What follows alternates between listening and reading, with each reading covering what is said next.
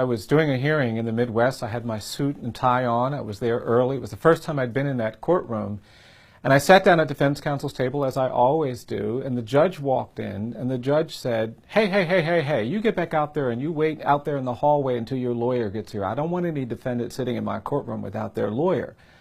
And I stood up and I said, I'm sorry, Your Honor, I didn't introduce myself. My name is Bryan Stevenson. I am the lawyer. And the judge started laughing, and the prosecutor started laughing, and I made myself laugh because I didn't want to disadvantage my client. But afterward, I was thinking, what is it that when this judge saw a middle-aged black man, it didn't even occur to him that that man sitting at defense counsel's table was the lawyer? I worry about that judge. I worry that he's sentencing defendants of color more harshly. I worry that he doesn't value and accept the testimony of black and brown witnesses the way he does other people. I worry that a narrative of racial difference compromises his ability to provide fair and just treatment of all people.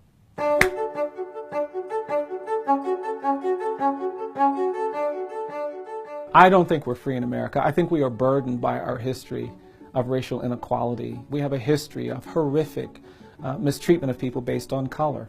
And I think that narrative of racial difference that was cultivated to justify that mistreatment has created a kind of smog, and we've all been breathing it in. If you read the 13th Amendment, it doesn't talk about narratives of racial difference. It doesn't talk about ideologies of white supremacy. It only talks about involuntary servitude and forced labor, and because of that, I don't think slavery ended in 1865. I think it just evolved.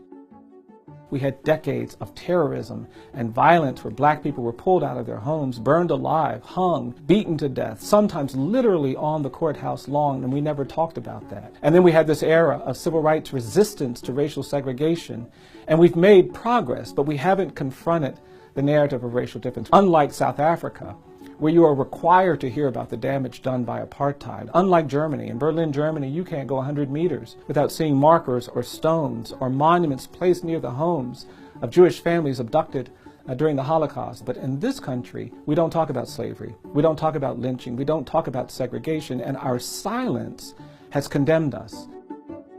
When I went to Harvard Law School my first year, I didn't want people to know. I started my education in a colored school. I didn't want them to know I was the great-grandson of enslaved people. I thought it might diminish me. And then I realized that my power, if I have any, my strength, if I have any, my insight, if I have any, was shaped by those people who survived slavery. And it's in that story of survival that I think we have some greatness that we can offer, and not just people of color, but all of us who have learned to overcome. My name is Bryan Stevenson, and this is my brief but spectacular take on justice in America.